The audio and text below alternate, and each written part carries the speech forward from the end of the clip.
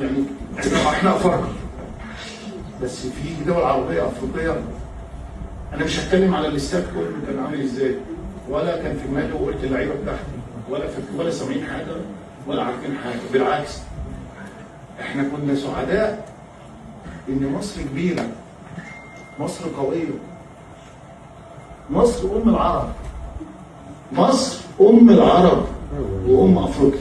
بالتاريخ ما فيش حد تاريخ زينا، بالبطولات ما فيش حد ليه بطولات زينا، بالقوه على العالم كله مصر اقوى من اي حد.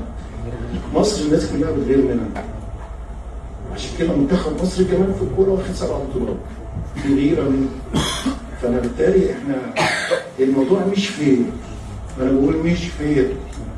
وفي نفس الوقت انا قلت البطوله امكانياتها كبيره، ولكن احنا كان في ناس مش عايزانا نوصل فاينل، والناس معروف اللي كانوا باين الملعب دول، والماتش اللي فات وماتش بينهم كان في ناس ليها نصيب، ليها دور كبير ان احنا ما نوصلش.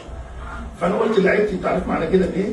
انت بقى افريقيا، انت بقى افريقيا، انت احنا الاسود، احنا الفراعنه اسود افريقيا واسود العرب كل المجالات. فانا فخور ببلدي، فخور بالسبع نجوم اللي هنا. احنا 7 ستار، يس 7 ستار. nobody